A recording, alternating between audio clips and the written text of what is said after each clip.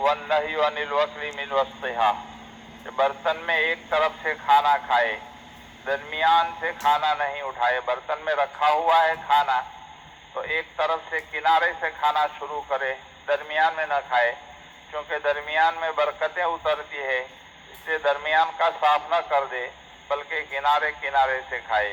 ये भी आदाब में से है कि बर्तन के बीच में से न खाए और चारों तरफ हाथ न मारे, इसलिए कि अगर सब तरह से खाना खाएगा और खाना बचेगा तो वो इस काबिल नहीं रहेगा कि दूसरा आदमी उसको इस्तेमाल करे। और बहुत सी मरतबा ऐसा होता है कि दूसरे लोग ऐसे खाने को इस्तेमाल करने में कराहियत और नागवारी महसूस करते हैं। अगर एक तरफ से खाना खाया होगा तो जो खाना बचा होगा वो ऐसा महसूस होगा किसी ने उसको खाया ही नहीं, और दूसरे लोग उसको इस्तेमाल करना चाहे तो कर सकते हैं। दूसरी वजह ये भी है कि दरमियान में बरकत नाजिल होती है। अब अगर बरकत उड़ने की जगह ही आपने उड़ा दी तो फिर बरकत कहाँ से आएगी? जैसे हेलीकॉप्टर का जो हेलीपैड होता है वही अगर आपने निकाल दिया तो हेलीकॉप्टर कहाँ उतरेगा?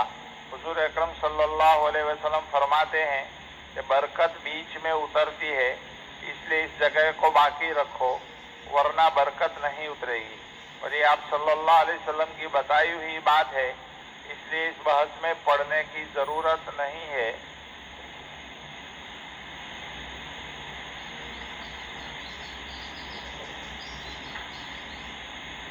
इस बहस में बढ़ने की जरूरत नहीं है कि बीच में क्यों बरकत उतरती है, दूसरी तरफ क्यों नहीं उतरती है। नबी करीम सल्लल्लाहु अलैहि वसल्लम ने फरमा दिया कि भाई बरकत दरमियान में उतरती है तो उसको आमन्ना व सद्दक़ना दिल से मान लें। तो इसी सिलसिले में अबू दाऊद और तिरमिज़ी शरीफ की छोटी सी रिवायत है। अब्दुल्लाह इब्न अब्बास रज़ी अल्लाह ताला अन्हु फरमाते हैं, नबी करीम सल्लल्लाहु अलैहि वसल्लम ने इरशाद फरमाया, बरकत खाने के बीच में उतरती है, इसलिए उसके किनारों से खाओ, बीच में से मत खाओ। नबी करीम सल्लल्लाहु अलैहि वसल्लम ने साफ बतला दिया कि बरकत खाने के बीच में उतरती है, किनारे किनारे से खाओ, बरकत वाला पूरा मत खा लो, सबके लिए छोड़ दो ताकि बारी बारी सभी उससे फायदा उठाएं। दूसरी रिवायत अबू दाऊद शरीफ की, हजरत अब्दुल्लाह इब्न बुस्र रज़ी अल्लाह ताला अन्हु फरमाते हैं, नबी करीम सल्लल्लाहु अलैहि वसल्लम का एक बड़ा प्याला था जिसका नाम गर्रा था। आप सल्लल्लाहु अलैहि वसल्लम के बर्तनों के नाम भी रखे हुए हैं। प्याले का नाम गर्रा था। ऊँटनियों के नाम और बकरियों के नाम भी हदीस की किताबों में मिलते हैं कि आप सल्लल्लाहु अलैहि वसल्लम की ऊँटनी का क्या नाम था और बकरियों का क्या नाम था। ये प्याला था जिसका नाम गर्रा था, और वो इतना बड़ा था कि उसमें खाना रखने के बाद उसको 4 आदमी 4 तरफ से उठाते थे, यानी बहुत बड़ा प्याला था। छोटा प्याला हमारी तरह का नहीं बल्कि बहुत बड़ा प्याला था, उसमें खाना रखो तो चारों तरफ से उठाते हैं, और कई आदमी एक साथ बैठकर उसमें खाना खा लिया करते थे। जैसे अरब के अंदर दस्तूर है कि बहुत बड़े प्याले के अंदर चावल वगैरह कुछ निकाला और दरमियान में पूरा बकरा भी भून कर रख दिया जाता है, इतने बड़े बड़े प्याले होते हैं। एक रोज सुबह की नमाज लोगों ने चाँद तक की नमाज अदा कर दी तो प्याला तैयार किया गया और उसमें सरीद तैयार, नबी करीम सल्लल्लाहु अलैहि वसल्लम को सरीद बड़ा पसंद था, सरीद तैयार किया। सरी यानी गोश्त के शोरबे में रोटी तोड़कर डाली जाए और वो नरम हो जाए, ये सरीद कहलाता है, जिसको हम लोग गुजराती में चूरा कहते हैं।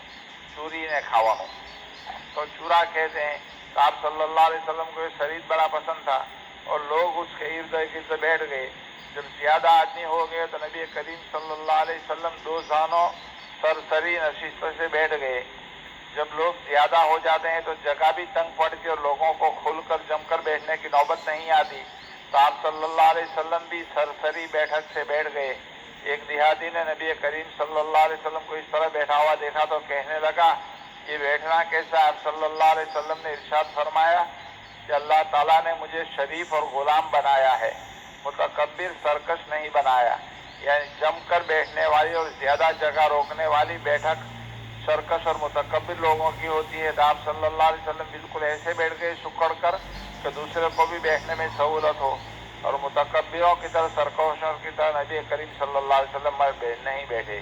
फिर आप सल्लल्लाहु अलैहि वसल्लम ने फरमाया, उसके किनारे से खाओ और बीच का हिस्सा छोड़ दो, वहाँ अल्लाह की तरफ से बरकत नाजिल होती रहती है। बीच के हिस्से से ना बरकत नाजिल होती रहती है, पूरे खाने में फैलती रहती है। इसलिए चाहिए कि बीच को छोड़ दे اور کنارے کنارے سے کھاوی، یہ بھی کھانے کا ایک ادب ہے۔ اللہ پاک ہم کو عمل کرنے کی توفیق عطا فرمائے۔ درود شریف۔